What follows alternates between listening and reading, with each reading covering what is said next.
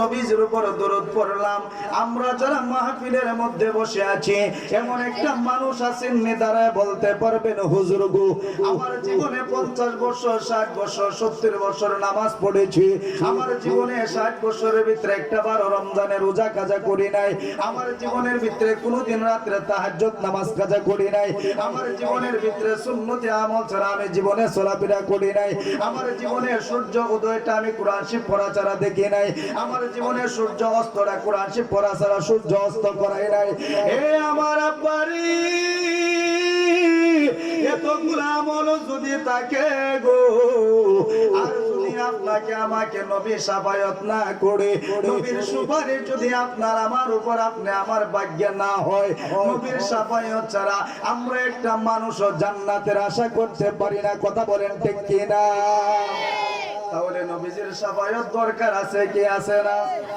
আরেকটু আস্তে বলুন, আছে কি আছে না? আমরা সবাই রাসূলের শাফায়াত চাই কি চাই না?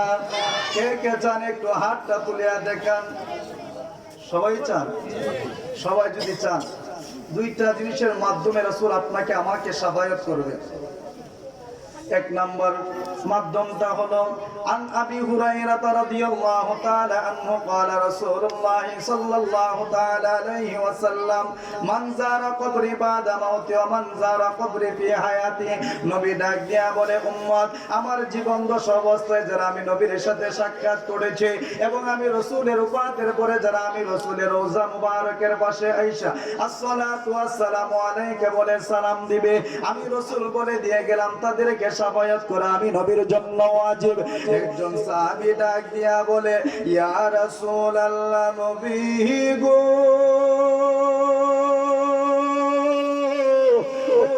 মায়ার নবী, দয়ার নবী, আপনার কিছু গরীব উম্মত থাকবে গো নবী, যারা মক্কাও আসতে পারবে না, মদিনাও আসতে পারবে না, তারা যদি আপনার শাফায়াত না পায় জাহান্নাম ছাড়া কোনো উপায় নাই। আপনার শাফায়াত যদি না পায় জাহান্নাম জায়গা ছাড়া আর কোনো উপায় নাই। তারা কি আপনি রাসূলের শাফায়াত পাবে না? পাবে না, পাবে না।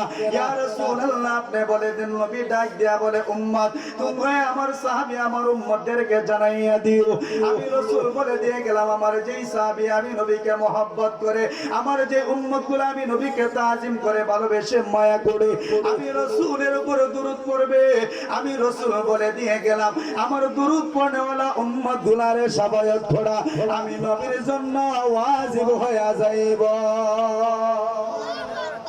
তাহলে দরুদের সওয়াব আছে কি আছে না? আরেকটু আস্তে বলুন, আছে কি আছে না?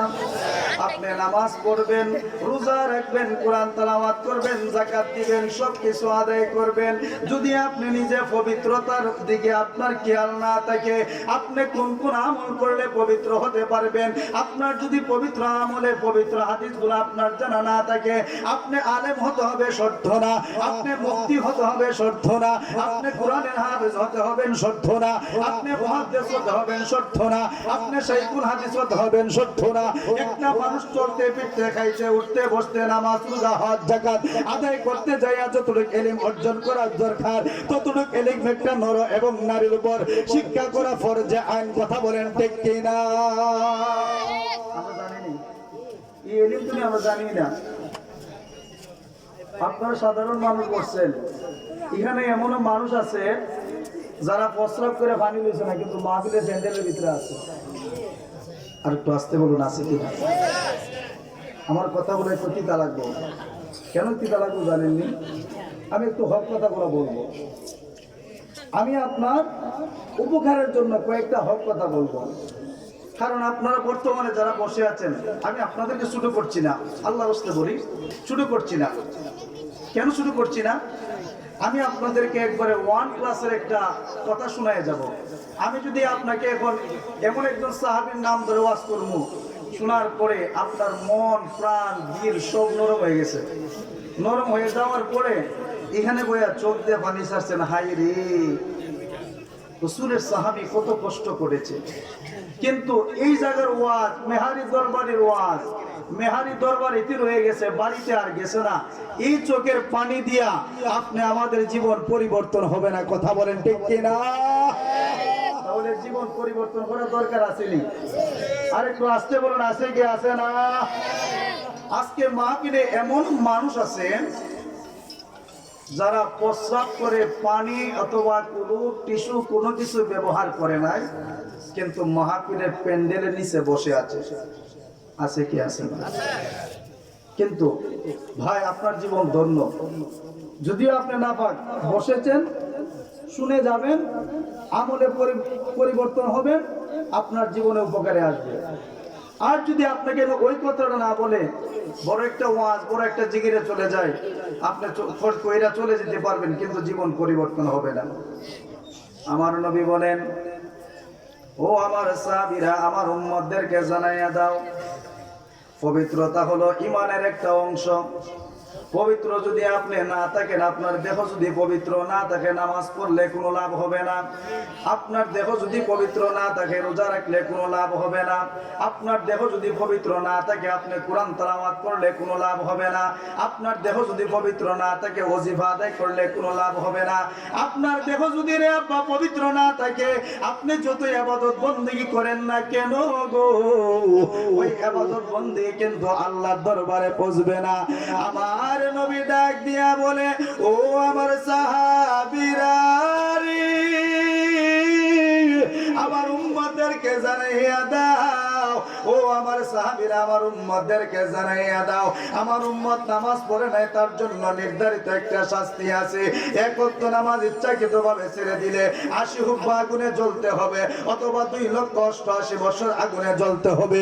নির্ধারিত একটা শাস্তির একটা সীমারেখা আছে। কিন্তু রে আব্বা, নামাজ পড়ছেন না, নামাজের শাস্তি রাখা, এটা জান্নাতের আশা করতে পারেন। আপনি রোজা রাখেন না, রোজা না রাখলে কি পরিমাণ শাস্তি হবে, ওই শাস্তি রাখা, এটা আপনি জান্নাতের আশা করতে পারেন।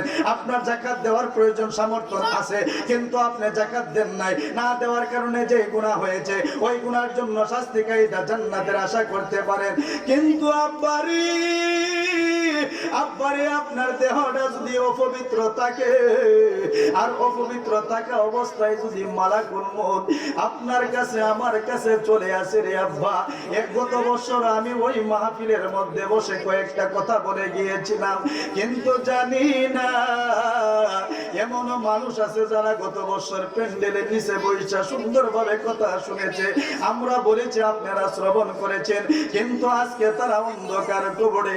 কিন্তু জানি না আজকের এই মাহফিলটা কার জন্য, জানি জীবনের শেষ মাহফিল রে আব্বা, জানি না রে। আজকের এই সম্মেলন, আজকের এই মেহারিয়া দরবারের সম্মেলন কার জীবনের জন্য, জানি জীবনের শেষ সম্মেলন। আজকের এই মাহফিলে বসাটা কার জন্য, জানি জীবনের শেষ বসা রে আব্বা। যদি জীবনের শেষ বসা হয়ে যায়, আল্লাহর দরবারে কানে ধরে তওবা করেন আর বলেন, আল্লাহ, আমি 50 বছর গুনাহ করলাম, বুঝি নাই, বুঝি নাই। আমি 70 বছর গুনাহ করলাম, বুঝি নাই। আমি 90 বছর গুনাহ করলাম, বুঝি নাই। আল্লাহ গো, যৌবনের তাড়নায় কতদিন জিনার জায়গার মধ্যে গিয়ে আড্ডা দিলাম, জেনা করলাম, আল্লাহ দুনিয়ার কেউ তো দেখে নাই। আল্লাহ বলে, বান্দা তুমি গোপনে গুনাহ করলে আমি আল্লাহ দেখি। আল্লাহ বলে, বান্দা গোপনে গুনাহ করলো আমি আল্লাহ দেখি। রাত্রে যদি তুমি গুনাহ করো মানুষের চৌকের আড়ালে, আল্লাহ দেখে যদি দিনের বেলা দরজা বন্ধ করে গুনাহ করো, আপনার আমার গুনার খবরটা আমার আল্লাহ জানে কি জানে না? আরেকটু আসতে বলুন, জানে কি জানে না? আব্বারে, আব্বারে, আব্বারে, আজকে আমি আপনাকে কিভাবে সরল ভাষা দিয়া কথাগুলা বুঝাইয়া যাইমো। আমার বয়সটা বর্তমানে 28 চলতেছে, আমার আব্বার বয়সটা বর্তমানে মনে করেন 50 চলতেছে। বাজার থেকে একটা মোবাইল কিনলে 6 মাস 1 বছরের গ্যারান্টি দেয়, একটা পানির বোতল 20 টাকা দা কিনলে 4 মাস 5 মাসের গ্যারান্টি আছে। একটা সাবান যদি 25 টাকা দা ব্যবহার করার জন্য কিনে, ওইটা 4 মাস 5 মাসের ব্যবহার করার গ্যারান্টি, ওয়ারেন্টি আছে।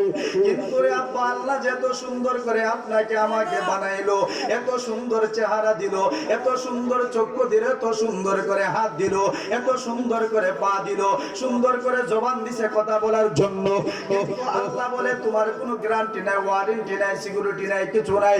কিন্তু জানি না আজকের এই মাহফিলটা কার জন্য, জানি জীবনের শেষ মাহফিল। জীবনের শেষ মাহফিল মনে করে কয়েকটা কথা শুনে দিয়ে যান, আমি আপনাদেরকে বলে দিয়ে যাই। আমি পবিত্রতার কথার মধ্যে ছিলাম রে আব্বা। যদি আপনার দেহ পবিত্র না থাকে, থাকে। আপনি নামাজ পড়লে লাভ নাই, রোজা রাখলে লাভ নাই, হজ করলে লাভ নাই, যাকাত দিলে লাভ নাই, কোরআন তেলাওয়াত করলে লাভ নাই, তাসবিহ তাহলিল করলে লাভ নাই, জিকির আজকার করলেও লাভ নাই। কারণ কেন না, আপনার দেহটা তো অপবিত্র অপবিত্র অপবিত্র। আর যদি আপনি নামাজ না পড়েন শাস্তি থেকে এটা জান্নাতের আশা করতে পারেন, রোজা না রাখলে আযাবের পরে আপনি জান্নাতের আশা করতে পারেন। শুধু তাই না, নবী ডাক দিয়া বলে, উম্মতেরা জেনে রাখো, জেনে রাখো, আমি রাসূল বলে দিয়ে গেলাম, এ আমার উম্মতেরা রে, যদি তোমার দেহটা অপবিত্র থাকে, অপবিত্র থাকে, আর যদি অপবিত্র অবস্থায় মালাকুল মউত আজরাইল আপনার কাছে আমার কাছে চলে আসে, আজরাইলকে দেখার পরে শরীরের জোড়াগুলা টাস টাস করে খুলে যাবে, আজরাইলকে দেখার পরে রোগগুলা চিরে যাবে, আজরাইলকে দেখার পরে মাথার স্মৃতি শক্তিটা হারায় ফেলবে, আজরাইলকে দেখার পরে দেখা যায় মানুষ এমন ভাবে বিছানায় পড়ে থাকে, মানুষ বলে সাকরাতের অবস্থায় আছে। ওই সময় গিয়া বাবার পাশে সন্তানে বাবারে জড়াইয়া দইরা আব্বা বলে ডাকে, আব্বা হাও বলে না, নাও বলে না, মেয়ে গিয়া মারে জড়াইয়া দইরা মার কানের কাছে যাইয়া মামা বলে কান্দে, মা হাও বলে না, নাও বলে না। বাবা এইভাবে বিছানায় শুইয়া রে আব্বা চোখটা উপরের দিকে দিয়া চাইয়া ঘুরাইয়া ঘুরাইয়া চায়, আর চোখের গুড়া দিয়া পানি সারে, গুড়া দিয়া পানি সারে। সমাজবাসীরা ডাক দিয়া বলে, ও আমার ভাই বাবারা রে, আমার আব্বা দিয়ে আজকে 3 দিন ধইরা সাকরাতের বিছানার মধ্যে পড়ে আছে, আমার আব্বা দিয়ে হাও বলে না, নাও বলে না। পানি দিলাম, আব্বা নিজের ইচ্ছাকৃতভাবে গলা দিয়া পানিটা নামাইতে পারে না, পানিটা ওই জায়গায় আটকিয়া যায়, আটকার পরে ঘর ঘর ঘর ঘর করে শব্দ করে। এমন একটা সময় আপনার জন্য আমার জন্য সামনে নির্ধারিত করা আছে কি আছে না? এ আমার মেহারিয়া দরবারের আব্বাজিরা রে, আমি আপনাদেরকে যেই কথাটা বুঝাইতে চাইলাম, আপনার দেহটা যদি অপবিত্র থাকে, আর ওই সময় যদি মালাকুল মউত আজরাইল চলে আসে, আজরাইল যখন আপনাকে আমাকে দাও মারিয়া দিব, দাও মারিয়া দেওয়ার পরে আপনার আমার শরীরের রগগুলা চিরে যাবে, জোড়াগুলা খুলে যাবে, রূহটা ওই জায়গায় দৌড়া দৌড়ে খাইয়া লুকাইতে থাকবে, কিন্তু আজরাইলের হাত থেকে বাঁচার কোনো রাস্তা নাই, আজরাইলের হাত থেকে আপনি আমাদের বাঁচার কোনো রাস্তা নাই। কথা বলেন ঠিক কিনা? বন্ধুরা রে,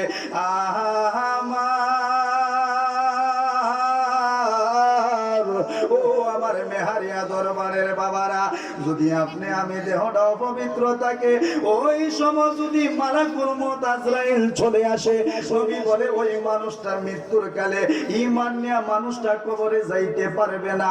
কারণ কেন ঈমান নিয়া কবরে যাইতে পারবে না? তার কারণটা কি? তার দেহটা হলো নাপাক, তার কাপড়টা হলো নাপাক। আপনি আমি যেটাই সেটাই প্রস্রাবে ধরেছে, আপনি আমি প্রস্রাব করে ফেললাম। এমন কোন মানুষ নাই যার কাছে বর্তমানে একটা অ্যান্ড্রয়েড মোবাইল নাই, এমন কোন যুবক নাই যার কাছে অ্যান্ড্রয়েড কোন ফোন নাই, এমন কোন যুবক নাই যার কাছে এমন বড় একটা মোবাইল ইউজ করে না। এমন বড় মোবাইল তো ইউজ করে ঠিক আছে, আবার এমন একটা টাচ পেন ব্যবহার করে প্রস্রাব করতে বইলে তার সিসিন বাঘ কিসে দাঁত দেখা যায়। আরেকটু আসতে বলেন ঠিক কিনা? আরেকটু জোরে বলেন ঠিক কিনা? খাইতে বলে তার সিসিন বাঘ দেখা যায়। কি আশ্চর্য ব্যাপার! এত বড় একটা মোবাইল রাখতে পারে, সপ্তাহে কমপক্ষে 149 টাকা দিয়া এমবি ব্যবহার করতে পারে, ওয়াইফাই থাকলে 500-600 টাকা মাসে বিল দিতে পারে। কিন্তু বাজার থেকে এমন একটা টিস্যুর বক্স মাত্র 25 টাকা। কয় টাকা? আরেকটু আসতে বলেন, কয় টাকা? একটা টিস্যুর বক্স 25 টাকা দিয়ে আপনি ঘরে নিয়ে আসলেন। আসার পরে আপনি প্যান্ট পরলেন, কোনো অসুবিধা নাই, পাঞ্জাবি পরলেন, অসুবিধা নাই, শার্ট গা দিলেন, অসুবিধা নাই, গেঞ্জি পরলেন, কোনো অসুবিধা নাই। ঘর থেকে বের হওয়ার সময় টান দেয় এইভাবে টিস্যুটা খুললেন, পাঞ্জাবির পকেটে রাখলেন, শার্টের পকেটে রাখলেন, এবং লুঙ্গি পরলে কোমরের মধ্যে গুঞ্জায়া রাখলেন। আর যদি আপনি প্যান্ট পরেন, প্যান্টের মধ্যে রেখে দিলেন। রেখে দেওয়ার পরে আপনার প্রস্রাবের বেগ হয়েছে, আপনি প্রস্রাব করে নিলেন, প্রস্রাব করে নেওয়ার পরে আপনি টিস্যুটা ব্যবহার করলেন। একটু জায়গা হাঁটার পরে হাইটে আরেকটা টিস্যুটা ব্যবহার কইরা আপনি যখন ওইভাবে ফলাইয়া দিবেন, ফলাইয়া দেওয়ার কারণে আপনার দেহটা থাকবে পবিত্র, আপনার কাপড়টা থাকবে পবিত্র, আপনার দেহটা থাকবে পবিত্র। আর যদি রে আব্বারা আপনি মোবাইল ব্যবহার করেন, আমার আপনার মোবাইলের সাথে শত্রুতা নাই, আপনি যা মন চা তা করেন, তার সাথে আমার দুশ্মনী নাই। আপনি যদি ওই টিস্যুটা ব্যবহার না করেন, প্রস্রাব করে আপনি জানা দিয়ে নাড়া দিয়ে উঠে গেলেন, একটু জায়গা যাওয়ার পরে কাপড়ের মধ্যে 2 ফোঁটা প্রস্রাব করবে, প্রস্রাব করার পরে শরীরের মধ্যে লাগবে, ওই উরাতের মধ্যে লাগবে, ওই উরাতের মধ্যে লাগবে, জামার মধ্যে লাগবে, লাগার কারণে রে বন্ধু আপনার জামাটা নাপাক, আপনার শরীরটা হলো নাপাক। ওই নাপাকের দেহটা লইয়া যদি আপনি কবরের পাশ দিয়া যান, কবর থেকে আপনাকে অভিশাপ দিবে কি দিবে না? এ আমার মেহারিয়া দরবারের আব্বাজিরা রে, আপনি যদি অপবিত্র দেহ লইয়া কবরের পাশ দিয়া যান, কবর থেকে আপনাকে অভিশাপ দিবে। আপনি যদি মসজিদের কাছে দিয়া যান, মসজিদ থেকে আপনার উপর অভিশাপ লানত চলে আসবে। আর আপনি দেহ যদি অপবিত্র দেহ লইয়া আপনি কোন ফল গাছের নিচ দিক দিয়া চলাফেরা করেন, ফল গাছ দিক দিয়ে আপনার উপর অভিশাপ চলে আসবে।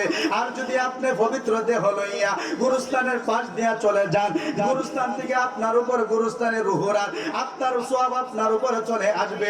আপনি গাছের নিচ দিক দিয়া যদি পবিত্র দেহ লইয়া যান, গাছ আপনার জন্য ইস্তেগফার আদায় করতে থাকবে। মসজিদের পাশ দিক দিয়া যদি আপনি পবিত্র দেহ লইয়া যান, মসজিদ থেকে আপনার উপর আমার উপর রহমত চলে আসবে। শুধু তাই না, তাই না, তাই না, তাই না, তাই না, আমি আপনাকে পবিত্রতার কথাগুলা বলে দেওয়ার জন্য আজকে বসলাম। কারণ কেননা আমি অনেক ওয়াজ করে দেখেছি, মানুষগুলা কেন পরিবর্তন হয় না, কেন পরিবর্তন হয় না। সাধারণ মানুষগুলা রাতের রাত ওয়াজ শুনতেছে, আমরা হুজুররা ওয়াজ করতে করতে পকেটে টাকা রাতের রাত ভরতেছি, কিন্তু আমরা স্বাবলম্বী হয়ে গেলাম। মানুষ কেন স্বাবলম্বী আমলে হতে পারে নাই? মানুষ কেন পরিবর্তন হতে পারে নাই? আমি চিন্তা করে দেখলাম, আমি গবেষণা করে দেখলাম, আমি অ্যানালাইসিস করে দেখলাম, আমরা যে ওয়াজ করে ওই মানুষগুলা ওয়াজে মজা পায়, কিন্তু আমলের ওয়াজ থেকে আমরা দূরে চলে গিয়েছি। এই জন্য মানুষগুলা হেদায়েতের মধ্যে ঢুকতে পারে না। আপনি আমাদের কাছ থেকে আমলের ওয়াজ চলে গেছে, গলার ওয়াজ চলে আসছে, তিন কারণে মানুষ হেদায়েতের রাস্তা খুঁজে পায় না। কেন খুঁজে পাবে? কেন খুঁজে পাবে? যেই মানুষগুলার সরল ভাষায় ওয়াজগুলা বোঝানি দরকার। আজকে আপনি আমাদের সমাজে ওই ওয়াজগুলা হয় না, বন্ধ হয়ে গেছে। কথা বলেন ঠিক কিনা? মিথ্যা কথা বলছি? যে ওয়াজগুলা দরকার এগুলো হয় না, যেটার দরকার এটা হয় না। আমি যে কথাটা বলতেছিলাম, আপনার দেহ অপবিত্র থাকলে আপনার উপরে সবকিছু থেকে লানত চলে আসবে। শুধু তাই না, অপবিত্র দেহ অবস্থায় যদি মালাকুল মউত আজরাইল চলে আসে, আজরাইল চলে আসার পরে আপনি আমি ঈমান নিয়ে যাইতে পারবো না, আপনি আমি ঈমান নিয়ে কবরে যাইতে পারবো না। কারণ কেন না রে, কেন না ঈমান নিয়ে যাইতে পারবো না? আমি না মুসলমান, আমি না মুসলমান, মুখে দাড়ি রাখলাম মুসলমান দাবি কইরা, মাথায় টুপি পরলাম মুসলমান দাবি কইরা, গায়ে পাঞ্জাবি লাগাইলাম মুসলমান দাবি কইরা, মসজিদে গিয়া ঢুকলাম মুসলমান দাবি কইরা, ইমামের পিছনে সেজদা দিলাম মুসলমান দাবি কইরা, কিন্তু তারপরে কেন আমি ঈমান নিয়ে মরতে পারবো না? কেন মরতে পারবেন না জানেন নি? তার কারণ হলো আপনার মৃত্যুকালে আপনার দেহটা নাপাক অবস্থায় আজরাইল আসার কারণে আপনি ঈমান হারা হইয়া কবরে যাবেন। আর যদি আপনি ঈমান হারা হইয়া কবরে যান, আপনারা জানাজা করে আপনারা জানাজা আমি ইমাম হইয়া আদায় করলে আপনার লাভ হবে না। আপনি যদি বেঈমান হইয়া কবরে চলে যান, আপনাকে সুন্দর করে গোসল করাইয়া কবরের মধ্যে সুরমা দিলাম, তারপরে আপনার কোনো লাভ হবে না। আপনি যদি বেঈমান হইয়া কবরে যান, আপনাকে 3 টুকরা 5 টুকরা কাপড় পরাইয়া দিলাম, ওই কাপড়ে আপনার কোনো উপকারে আসবে না। আপনি যদি ঈমান হারা হইয়া কবরে যান, কবরে রাখার সময় মিন্না খলাকনাকুম ওয়া ফিহা নুঈদুকুম ওয়া মিনহা নুখরিজুকুম তারাতান উখরা বলে কবরে রাখলাম, ওইটা আপনার কোনো উপকারে আসবে না। আপনি যদি বেঈমান হইয়া কবরে চলে যান, আপনার কবরে আপনাকে দাফন করার পরে সার্কুল করে 4টা কোড়া গেড়ে দিলাম, ওইটা আপনার কোনো উপকারে আসবে না। আপনি যদি বেঈমান হইয়া অন্ধকার কবরে যান, আপনার মৃত্যুর পরে আমরা হাত তুলে দোয়া করব, কাজে আসবে না। আর যদি ঈমান লইয়া কবরে যান, মৃত্যুর সাথে দুঃখ করবেন।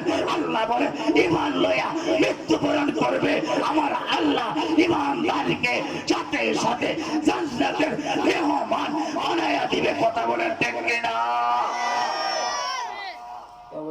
প্রমাণ লইয়া যাওয়ার দরকার আসেনি? আর একটু আসতে কোন আসেনি?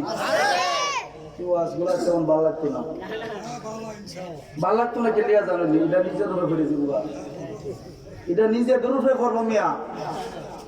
তবে অত্যন্ত হুজুরা ভালো আছে, বেড়া করতে গেছি থেকে যাবে দিচ্ছ।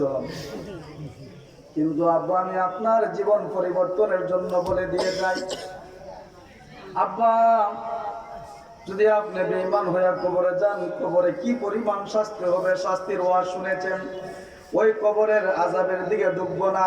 আমি এখন আরেকটা বিষয়ের মধ্যে ঢুকি। ওই বিষয়টা হলো, আল্লাহ আমাকে একটা সন্তান দিয়েছে। আমি জানি না আমার এই বাপ জানের কয়টা সন্তান আছে। 4টা ছেলে আছে না 3 মেয়ে আছে? 2টা ছেলে 2টা মেয়ে।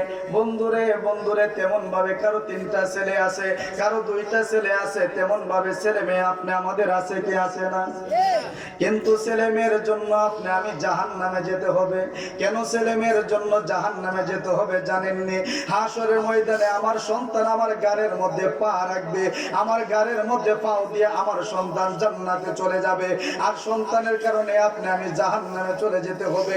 কেন রে, কেন রে, কেন রে, কেন রে, কেন সন্তান রে এত আদর করে খাওয়াইলাম, ওই সন্তান লালন পালন করতে যাইয়া আমি সারাটা দিন রোদ্রে পইরা রিক্সা চালাইলাম। আমি সন্তানরে লালন পালন করতে যাইয়া মাথার মধ্যে মাটির পূজা পর্যন্ত লইলাম। ওই সন্তানের লালন পালনের দায়িত্ব নিয়া আমি অন্যের ঘরে মুনি মানুষ হিসাবে কাজ করলাম। ওই সন্তানের দায়িত্ব নিয়া নিজের পেটে খাবার না দিয়া সারাটা দিন আমি গৃহস্থে করে ক্ষেত কামড়ে খাটাইয়া দিলাম। সন্তানকে স্বাবলম্বী করার জন্য সারাদিন বাজারে বইয়া দোকানে ব্যবসা করলাম। কিন্তু ওই সন্তান কেন আমার উপর, আমার গাড়ির উপর পাহাড়াইকা জান্নাতে যাবে, আমি জাহান্নামে যাব।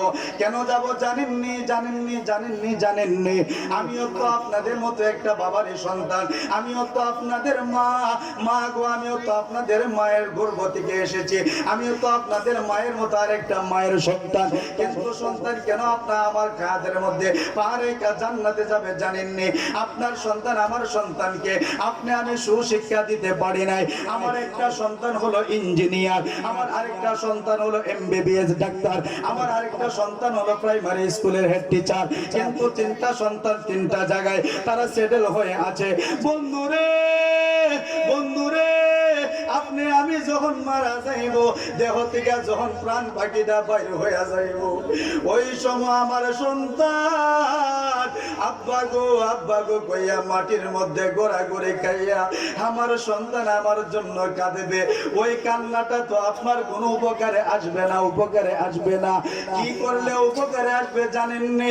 আপনি যদি বিদায় নিয়ে দুনিয়া থেকে বিদায় নিয়ে চলে যান, আর আপনার সন্তান যদি কোরআন শরীফটা এইভাবে হাতের মধ্যে লইয়া আল্লাহর কোরআন তেলাওয়াত করে চোখ দিয়া পানি ছাড়ে, আল্লাহর কোরআন তেলাওয়াত করে চোখ দিয়া পানি ছাড়ে, ওই সন্তানটা আপনার উপকারে আসবো। কিন্তু আব্বারে, 3টা সন্তান 3 জায়গায় সেটেল করলাম। আমার মৃত্যুর পরে আমার সন্তান কোরআন শরীফ পড়া জানে না, আমার মৃত্যুর পরে আমার সন্তান কোরআন শরীফ পড়তে জানে না। ওই সন্তান দৌড়াইয়া মসজিদের হুজুরের কাছে যায়, পাশে মাদ্রাসা থাকলে মাদ্রাসায় যায়, যায় বলে হুজুর গো আমার আব্বা তো মারা গেছে গো হুজুর, আমার মা মারা গেছে গো হুজুর, মাদ্রাসা থেকে 3টা ছাত্র দেন না। তখন বলে কেন 3টা ছাত্র দিব? আমার মার পাশের লাশের ধারে বইয়া ওই 3টা ছাত্র যেন কোরআন পড়ে, কোরআন পড়ে, কোরআন পড়ে। কিন্তু রে আব্বা, আপনি আমি কি কপাল পোড়া, কি কপাল পোড়া, কি কপাল পোড়া। ওই 3টা সন্তানের মধ্যে একটা সন্তান কোরআন শিক্ষায় শিক্ষিত করতে পারলাম না। 3টা সন্তানের মধ্যে একটা সন্তানেরও আল্লাহর দ্বীনের শিক্ষায় শিক্ষিত করতে পারলাম না। 3টা সন্তানদের দুনিয়ার শিক্ষায় শিক্ষিত কইরা তাদেরকে সেটেল করে দিলাম। ওই সেটেল আপনি আমার উপকারে কোনো আসবে না। বন্ধুরে, বন্ধুরে, বন্ধুরে, বন্ধুরে, আজকে যদি আমরা 3টা ভাই থাকি, আমার আব্বা যদি মারা যায়, আর দ্বীনের শিক্ষায় শিক্ষিত যদি আমরা 3টা ভাই থাকি, আমার আব্বা মারা যাওয়ার পরে যদি আমরা 3টা ভাই মিলা আব্বারে শেষ বিদায়ের গোসলটা আমরা 3টা ভাই যদি দিতে পারে, নবীর হাদিসে মুবারকের মধ্যে বলে বাবা মারা যাওয়ার পরে যদি সন্তান নিজের হাতে ধোয়া গোসল করে দিতে পারে, বাবার শরীরের মধ্যে যখন গোসলের শেষ বিদায়ের পানিটা ঢালবে, বাবার দেহ পাইয়া তার শরীরের পানি গড়াগড়ি খাইয়া যেইভাবে জমিনে যাইব, যেইভাবে জমিনের দিক দিয়া পানির ড্রেন হয়ে চলে যাবে, আল্লাহর নবী বলে তার বাবার গুনাহ, শরীরে যত গুনাহ আছে আমার আল্লাহ শেষ বিদায়ের গোসলের পানির সাথে আমার আল্লাহ তার জীবনের গুনাহগুলা মাফ করে দিব। কিন্তু কোন সন্তান জন্ম দিলাম, কোন সন্তান জন্ম দিলাম, আমি মারা যাওয়ার পরে আমার লাশটা দেখার জন্য সন্তান বইয়ের সুরে দাঁড়িয়ে আসে না, আমার লাশটা দেখার জন্য সন্তান কাছে আসে না, গিয়া বলে মসজিদের ইমাম সাহেব সে বড় আছে বিপদ। কেন বিপদ? যদি সমাজবাসীর কথা না শুনে চাকরি চলে যাবে। গিয়া বলে ইমাম সাহেব আপনি আমার আব্বার লাশের কাছে বসেন, যেই মানুষগুলা দেখতে আইব আমার আব্বার উপরে যে চাদরটা আছে চাদরটা উল্টায় আপনি দেখাইবেন। ইমাম সাহেব বলে আপনারা আপনার বাবার লাশের কাছে বসেন না কেন? আমার তো ভয় লাগে, ভয় লাগে। ওই ভয়ের সুদে বাবার কাছে সন্তান আসে না, ওই ভয়ের কারণে সন্তান বাবার লাশের পাশে আসে না, ওই সন্তান দূর চলে গেল। কিন্তু আব্বারে, আব্বারে আমি কি ভাষা দিয়া আপনাদেরকে বুঝাইনে ছেলে মেয়েগুলাদেরকে সুশিক্ষায় শিক্ষিত করে দিবেন রে আব্বা? কত সুন্দর করে আমার বাবা আমার কুটটা পরাইয়া দিল, কত সুন্দর করে আমার বাবা আমার পরনের পাঞ্জাবিটা পরাইয়া দিল, কিন্তু আমি কি কপাল পোড়া, কি কপাল পোড়া জানেননি? আমার আব্বা কত কষ্ট করে আপনার জন্য আমার জন্য এত সুন্দর পোশাক ব্যবহার করার জন্য মার্কেট থেকে কিনে আনলো। সন্তান লয়া বাবা হাতে ধইরা বাজারে যায়, বাজারে যায় গিয়া বলে সন্তান দেখো তোমার কোন কাপড়টা পছন্দ হয়, ওই কাপড়টা দিয়া তোমার জামা বানাইয়া দিব। কিন্তু রে আব্বা সন্তানের হাতে ধইরা বাবা বাজারে লইয়া যায়, কিন্তু বাবাও কপাল পোড়া, সন্তানও কপাল পোড়া। কিন্তু বাবা একটা দিনও সন্তানের হাত ধইরা সন্তানকে আল্লাহর ঘরে মসজিদে নিয়ে যায় না। কথা বলেন ঠিক কিনা? কেমন বাবা আছে সন্তানরে হাত ধইরা পূজার মাঠ লইয়া যায়, আসেনি? সন্তানরে হাত ধইরা মেলা বান্নিতে লইয়া যায়, আসেনি? সন্তানদের হাত ধইরা মাজারের উরুস হইতাছে, উরুস হইতাছে, উরুস লইয়া যায়, আসেনি? আর একটু আসতে বলুন, আসেনি? আমি কিন্তু উরুসের বিরোধিতা না, কোনো মাজারের বিরোধিতা না, সত্যি কথাগুলা বলে দিয়ে যাই। আজকে আপনি আমাদের সুন্নিয়তের কলঙ্কের মধ্যে আমরা পড়ে আছি, সুন্নিয়তের বদলামের মধ্যে পড়ে আছি। কেন জানেননি? একদল মাজারপন্থী মানুষের কারণে ওই মানুষের পরনের কাপড় পর্যন্ত ঠিক নাই। লম্বা চুল রাখলাম তার জন্য মানুষ আমাকে গালি দেয়, কিন্তু লম্বা চুলটা রাখা সুন্নাত। লম্বা চুল রেখে মাজারে অশ্লীলতা করে তার জন্য সকল চুলারে গালি দেয়। বন্ধুরে, বন্ধুরে পরনো কোনো কাপড় নাই, তার পিছন গুলার দিকে সবগুলা উদাম হইয়া রইছে। ল্যাংটা বাবা দুনিয়ার মধ্যে আইছে, ল্যাংটা বাবা সমাজের ভিতরে ঢুকছে, ল্যাংটা বাবার ধারে গিয়া বলতে হুত্যা হইরা থাকে, তার পরন হইতো কাপড় নাই, আর পরে কি দিয়া তার কাছ থেকে বিদায় দিয়ে দিব? আল্লাহর ওলি কোনো সাধারণ মানুষ না, আল্লাহর ওলি ল্যাংটা হয়ে আল্লাহর ওলি হয় না, আল্লাহর ওলি মদ খায় আল্লাহর ওলি হয় না, আল্লাহর ওলি গাঞ্জা হয়ে আল্লাহর ওলি হয় না, আল্লাহর ওলি ইবাদত ছাড়া হওয়া যায় না। আল্লাহ যেই হক্কানি দরবার আছে, যারা হক্কানি ওলিয়া উলিয়া হয়েছে, কখনো তারা নাইস গানে লিপ্ত ছিল না, ছিল না। কথা বলেন ঠিক কিনা? কেন তোমরা মাজারে নাইস গানের ব্যবস্থা করো? কেন তোমরা মাজারে অশ্লীলতার আড্ডাখানা জমাও? আজকে তোমাদের কারণে আমরা প্রশ্নবিদ্ধ, তোমাদের কারণে আমরা প্রশ্নবিদ্ধ। মুখে নাই দাড়ি, লাখে লম্বা মুস, আছে কি আছে না? আরেকটু আসতে বলুন, আছে কি আছে না? সবাই থাকবে যে নারে তাকবীর, নারে রিসালাত, আহলে সুন্নাত ওয়াল জামাত এই মাহফিলের পক্ষ থেকে, এই মাহফিলের পক্ষ থেকে নারে তাকবীর, নারে রিসালাত।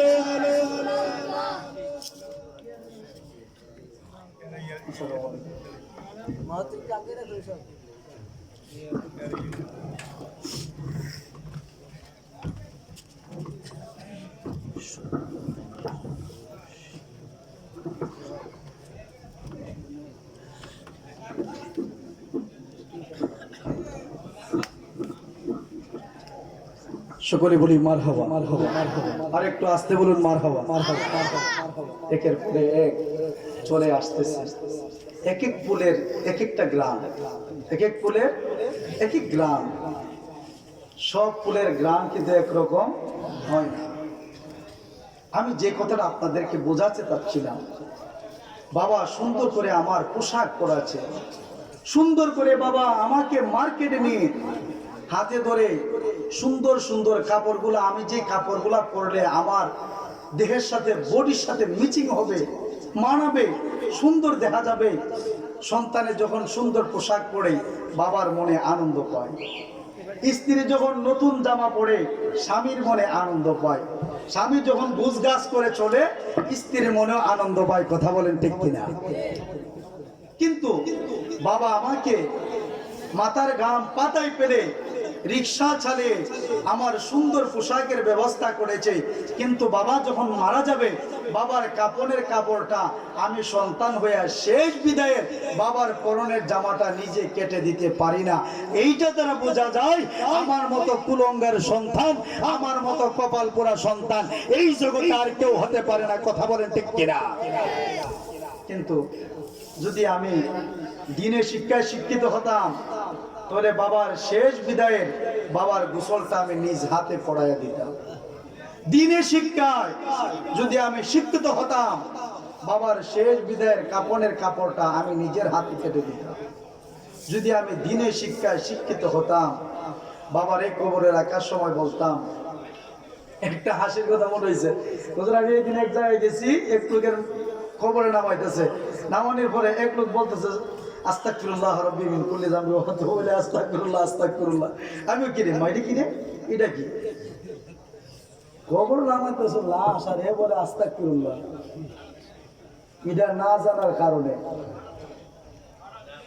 এক বন্ধু শিক্ষিত আর এক বন্ধু হইল মূর্খ। দুই বন্ধুর ভালো সম্পর্ক। মনে করেন যে বন্ধু শিক্ষিত তার আব্বা মারা গেছে, মারা যাওয়ার পরে মূর্খ বন্ধুরে ফোন দিছে রাত্রে 12টার সময়, দেয়া কই বন্ধু ও কি হয়েছে রে দোস্ত, এত রাত্রে তুই আমারে কল দিলি? ও কেন কল দিছে জানোস? আমার আব্বা অল্প কিছুক্ষণ আগে দুনিয়া থেকে বিদায় নিয়ে চলে গেছে পরকালে, আর তো ফিরে আসবে না, পরদেশে চলে গেছে। মূর্খ বন্ধু তার বাবার মৃত্যুর খবর শুনে কইতেছে আলহামদুলিল্লাহ। কি হইতেছে?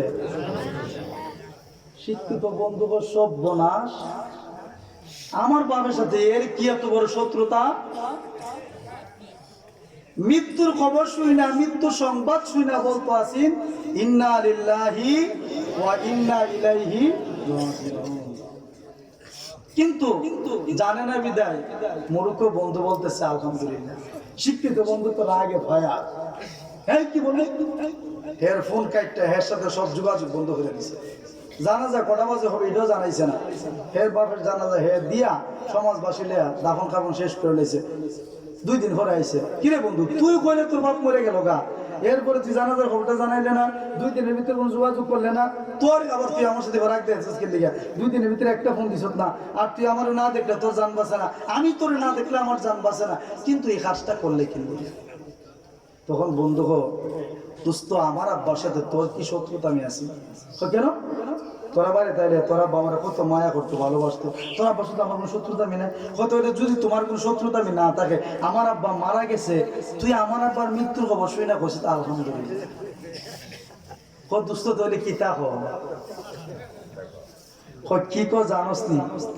কি যদি কোনো মৃত্যুর খবর শুনো, মৃত্যুর সংবাদ শুনো, তাহলে তুমি বলবা ইন্না লিল্লাহি ওয়া ইন্না ইলাইহি রাজিউন। বাবার আমার হুজুর বসে আছেন, আমি অনেক কথা বলে ফিরেছি। আমার কথার দ্বারা কেউ কোনো কষ্ট পেয়ে থাকলে ক্ষমার দৃষ্টিতে দেখবেন, কারণ আমাদের আস্তে আস্তে অভ্যাস পরিবর্তন করতে হবে। আমাদের অভ্যাস পরিবর্তন করতে হবে, আমাদের কথার বাচন ভঙ্গি পরিবর্তন করতে হবে। আমরা মানুষদেরকে আমলের দিকে দিন দিন ধাবিত করতে হবে, মানুষদেরকে সঠিক রাস্তায় তাদেরকে ডাকতে হবে, মানুষদেরকে সঠিক পথের সন্ধান দিতে হবে। আল্লাহ পাক রব্বুল আলামিন যেন আপনাকে আমাকে প্রত্যেককে সঠিক রাস্তায় চলার মতো তৌফিক দান করে, সঠিক রাস্তায় থাকার মতো তৌফিক দান করে। যাদের পিতামাতা আছে খেদমত করবেন, যাদের পিতামাতা আছে খেদমত করবেন। বোর কথা শুই না মা বাপ থেকে আলাদা হবেন না, বোর কথা শুই না মা বাপ থেকে জুদা হবেন না, বোর কথা শুই না মারে করে নিজে আরে করে থাকবেন না।